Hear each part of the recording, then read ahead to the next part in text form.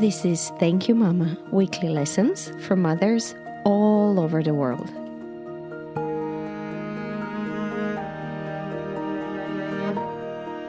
Hi and welcome to Thank You Mama.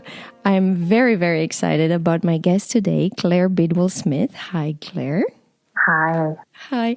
So Claire is a grief expert and author of 3 bestsellers. First, The Rules of Inheritance, where she talks about losing her parents, her mom when she was 18 and her father in her early 20s. Do I remember that correctly, Claire? That's right. Mm-hmm. Then comes After This, which explores what happens after death and where do we go. And finally, recently published Anxiety, the Missing Stage of Grief. That's right. So Claire also does online grief counseling and grief and writing workshops. Claire, I know the next one is coming in a week already, but just tell me quickly about it. Yeah, I'm doing a course with author Tembi Locke, and we're doing a writing about loss in memoir course. I just think that writing is one of the most powerful ways to move through grief and loss. I think we carry a lot around inside of us after we go through a loss, and one of the best ways to kind of get it out and move through it is to write about it. And so we're doing this course. We did one last year and it was a huge success and everyone really loved it and we loved doing it. So we decided to redo it again this year. It sounds fantastic. Thank you. Claire, you're a mom of 3, but as you said to me, technically 6. Mm-hmm. Yes, I have 3 of my own kids, and I got remarried recently and acquired 3 stepkids. So we have 6 between the 2 of us, which is pretty exciting, given that I was an only child. It's amazing that you have 6 kids in the house, 1 little baby, and you're publishing books and doing workshops. Claire, you're really a superstar. I'm one of those people that just can't sit down. I mean, I struggle to not do things, and it's actually something I try to work on is just not doing so much because I'm just one of those people. I'm an Energizer bunny. So, Claire, your book meant so much to me. After This was one of the biggest helps I had in my grief process. When I lost my mom 3 years ago, there were 2 books that supported me through this. One was Eckhart Tolle's New World, which was hers actually. I found her copy of that with some dried flowers in it, which was beautiful. And After This. And what After This did to me was allow me to feel the way I feel. And it sounds very ridiculous that when you go through something like this, one of the feelings is, am I feeling the right things? Am I allowed to feel the way I feel? And I felt my mom extremely present with me, and so present that I felt that she didn't die. I couldn't say she died because for me she was so present and so alive, only without a human body. Mm-hmm. And that gave me fantastic comfort. But I weirdly felt very guilty about the way I felt, that she was here with me, supporting me through all of this. And then when I came back to LA after this experience, I came into counseling with you. Mm-hmm. And we talked about this, and this was such an eye-opener, and it was fantastic that you allowed me to feel the way I feel.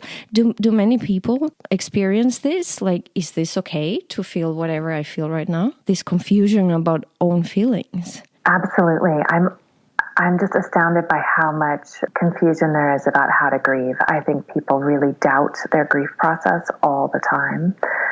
Everyone's process is different. We all have different feelings, different senses of connection to the people we've lost, different ways that we hold the grief and move through it. But without a doubt, most people are really feeling like they're not sure if they're doing it right. And that's one of the big things that people come into my office with. They'll come in and they'll say, I think I'm grieving wrong. And I always tell them there's no right way to do it.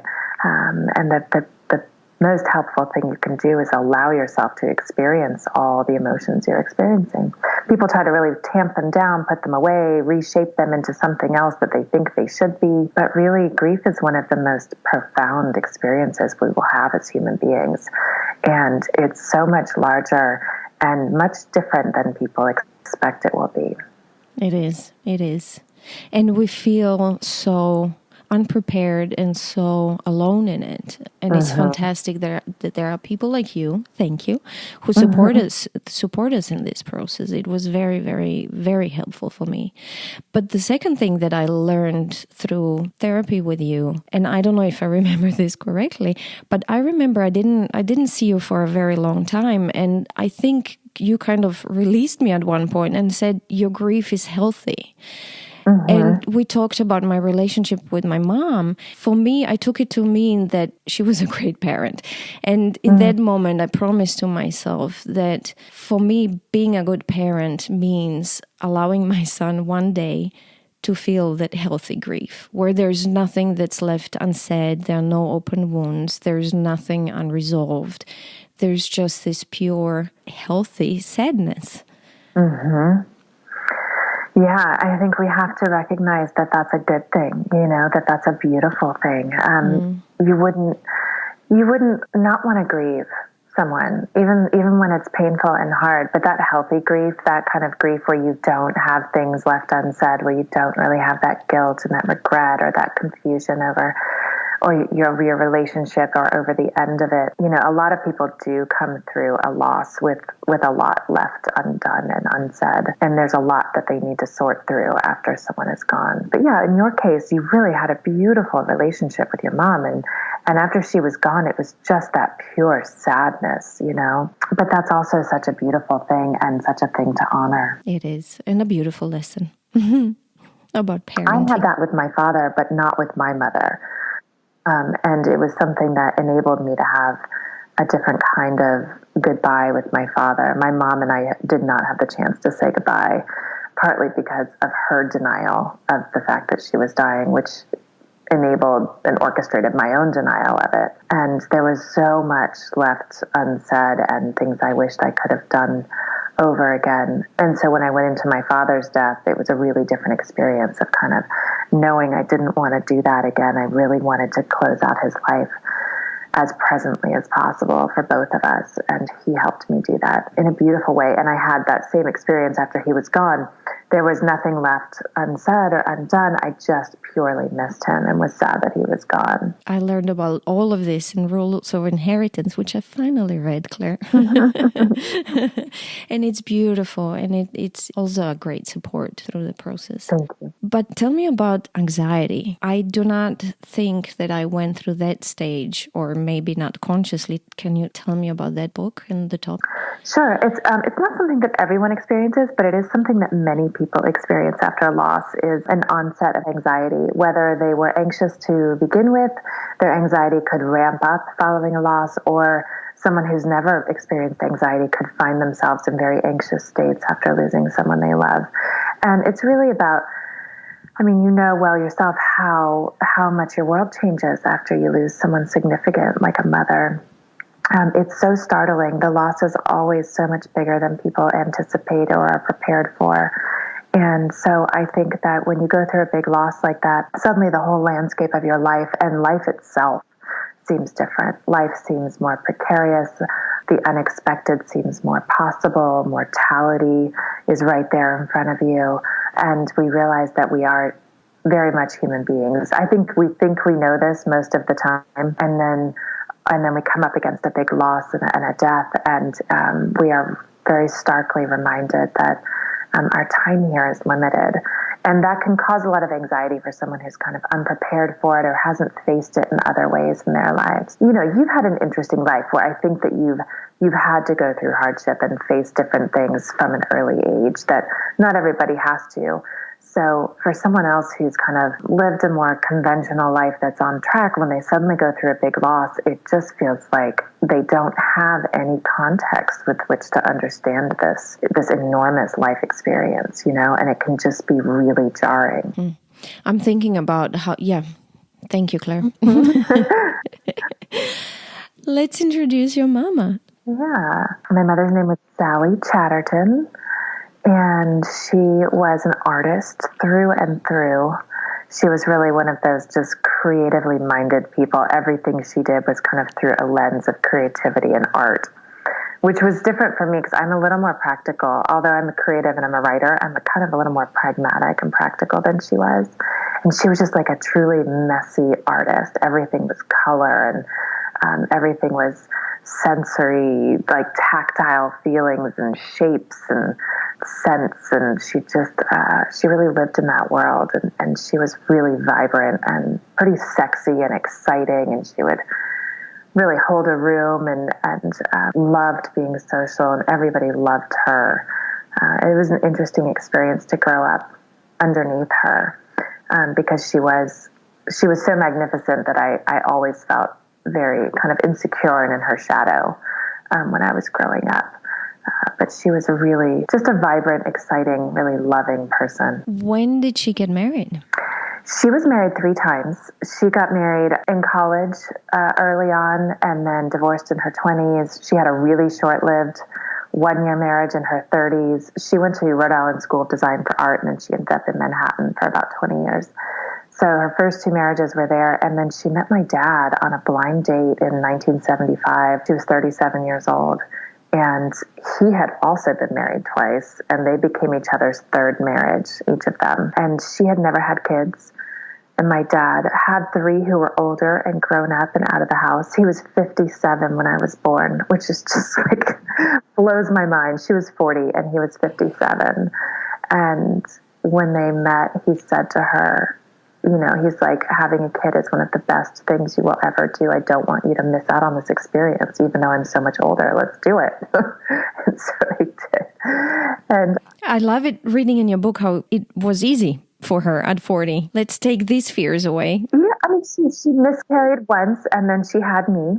And I don't think they even tried again after that. I think like that was one was enough, you know, for all of it. And they loved it, you know. And it's funny because I'm kind of going through that.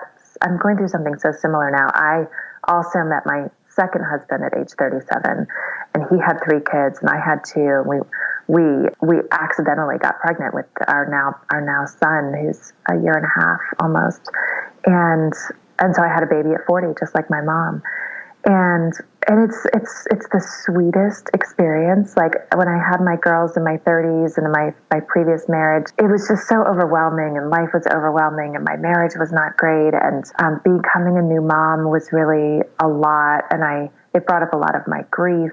And this time, now that I'm 40 and I'm so much more settled into who I am, and so is my husband, and we're really happily married, we are just soaking up this time with our little guy, and it's like just the most, like the strangest, unexpected little gift to have this new person. I loved being my mom, and I was a first and only time mom at 40. What I loved is a little bit of what you're saying is that at 40 you're more relaxed, and you know you're not missing out on anything, and you can just savor it, you can just enjoy it much more, I think. Yeah. But let's go back to Mama. Sure. So she was a food designer. What is it called? She was a food stylist. She loved food. She loved cooking, and she came up in that kind of Julia Child, like 1960s, 70s era, and like French cuisine, and living in New York. So to make money, since it's difficult to make money as an artist, she forayed her art talents into working with food, and she styled food for commercials and ads. So she would like actually paint raw turkeys to look cooked, and she would arrange shrimp on platters for, you know, print ads and Better Homes and Gardens, and did all of that. And when I was growing up, she just cooked constantly. Our house was like this swirling social party with my mother in the kitchen, just putting out these delicious bowls and plates of food all the time. It was really fun. And you moved to Florida where your parents opened a restaurant. She had a restaurant at one point. Yeah, she did. She owned the restaurant for about 5 years, and it was hard. I think I always now, it would never have occurred to me what it means to run a restaurant had our little family not kind of gone through that. But it's like having a baby. It's just this 24/7 thing, you know, kind of managing, and it was hard on my parents, and she loved it and brought a lot of passion to it, but it was very stressful for them. And ultimately, I think when she found out she was sick is when they decided to close the restaurant. She had already been stressed by it, and then she found out she had cancer, and so they closed it. And that was when you were 18? I was 14 when they both got sick at the same time. Yeah. Tell me, what did she teach you? I'm curious about her lessons. She really taught me how to be messy. Like I was saying about how she was this kind of messy, just sensory oriented person. It was really lovely. Again, I'm a little bit more pragmatic, and I tend to get anxious about all kinds of things. And one of the things I do when I'm anxious is clean and organize. My mother was the opposite. Like, she was fine with like just a crazy house full of people and pets and cooking and all kinds of stuff happening. And it was so nice to be around that and to watch someone feel so relaxed within chaos. And so I still do it. Most people don't notice my anxiety, or I'm pretty good at managing it and letting life be messy. But I really learned that from her. But also, you said also figuratively, and I thought reading Rules of Inheritance, it must have been quite a rough transition from what you described was quite an affluent life in Atlanta. Am I correct? Yeah. Where you grew up and your father provided a very, very good life for her. He did, but I think she really did teach me how to be messy figuratively as well, because she lived a messy life. She was married 3 times. She had never quite figured out a lot of aspects of herself, kind of her identity, her career. She always claimed to be struggling with herself, yet she also lived this like really wonderful life where everyone wanted to be around her, and she created these kind of environments that people just gravitated towards. And so despite how messy she felt or perceived herself to be, or sometimes really was, she also created this beautiful life for herself. So that was kind of nice to remember that, we don't always have to fit into these boxes. And it's something I really kind of try to pass down to my own daughters as well. I loved your description of how you guys moved from Atlanta and suddenly there was a smaller house and a very different life. And it must be a very rough experience to have to cut down and go from a glamorous life to, what is this now? But it sounds from your book like she just went with it. She went with the messiness of life. Yeah, she did. And I think that that's a really valuable way to be in the world and a lesson to have, because life is never always going to be perfect. And I think the more adaptable we can be and the more comfortable we can be with the unknown, with chaos, with mess, the happier we can find ourselves. It's hard to be happy when we expect perfection. But she also really taught me about the power of female friendship. She always had very, very close women around her. And I just always saw them really supporting her in life and bolstering her and mirroring for her, her own self and her identity and helping her figure things out. I think that she really relied on having this tribe of women around her all the time and just close friends. And it's something that I've always done as well, I think, because it was modeled for me so well. And I find it just the most important thing to have. I mean, it makes my marriage easier. It makes motherhood easier. It makes my own reflections and understanding of myself easier when I have these strong women around me to help me move through all of those big things. It's funny, that's also one of the things I've learned from my mom, and I very much cherish my friendships, and I'm trying to teach Kai how important they are, maybe especially because I'm an only child like you are and he is. What I found beautiful in these relationships is no matter where you move to, the distance doesn't matter. That was one of the most beautiful life lessons for me, having moved countries and continents, that distance and time don't matter. My best friend from Croatia has been my best friend since we were 6 or so. And I've lived away from her for 30 years now or more. And we are still best friends. And that's beautiful, having this tribe, as you say, that's always there no matter what happens in your life and where you move and how life changes, and they're still there. This beautiful constant. Absolutely. Yeah, I think it's really vital for... I just think that we've moved away from the cultural model of community so much in the last century. And I think any way we can find that and continue it in our lives will be helpful to ourselves, our families, our kids. That's interesting. Now we create our own private little communities. We used to have churches and big families. And It's interesting, yeah. Is there anything else you would like to share as a lesson, or is there anything you feel she was not able to teach you and you had to learn it yourself? Yeah, she did not teach me how to sit with pain or grief. I mean, I think she had some periods of grief in her own life when maybe I was too young to learn those, but she really was a person who avoided pain. She was very afraid of pain, and she avoided it at all costs. She avoided it with alcohol, with food, with relationships, with a lot of stuff that she passed down to me. There are things I've struggled with in my life. I mean, I think we all do to a certain extent. You know, none of us love pain. None of us are great at running into the fire, even when we have to. But I think that some of us have less tendencies to just really mask it. And my mom was really great at masking pain and avoiding it and hiding from it. And it's something that she passed down to me. It's something I really feel like I have to work on. She did always tell me that I was braver than she was. She always felt like I was more intrepid and I think a little more able to face some of the things she was afraid of. And maybe it was generational. Maybe some of it was the culture of her own specific family. I think her mother had some of those tendencies. I'm so interested in like what we pass down through generations of families, you know?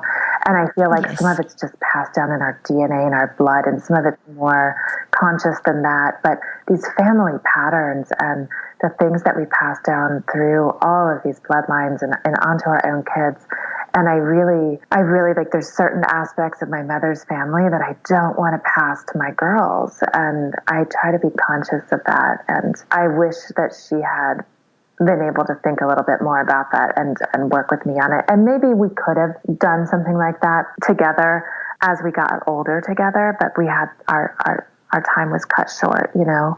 But I do wish that she had been able to work on that for herself and with me. You know what I find interesting, Claire, is I have a feeling even when we consciously try to avoid these things, and I am an absolute believer in these inherited patterns, I found with myself and with some of my friends that even when we consciously try to avoid them, sometimes we just somehow slip into them. Sometimes they manage to get there even no matter how hardly we try to fight them. It's true. I mean, that's why I think sometimes they're just in our blood. Yes. Yeah. Claire, thank you so much. You're welcome. Thank you. It's such a beautiful thing that you do this.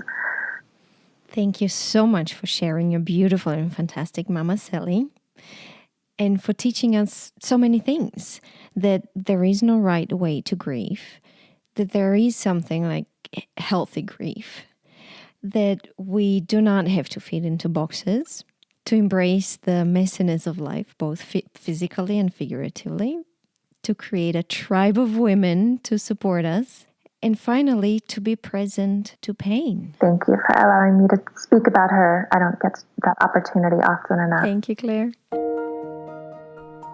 If you have a mama you'd like to share, you could get in touch with me at info@thankyouMama.net. You can also find me on Instagram, Facebook, and Twitter under Anna Teider. That's ANATAJDER. This was Thank You Mama. Come back next week, subscribe, and tell your friends.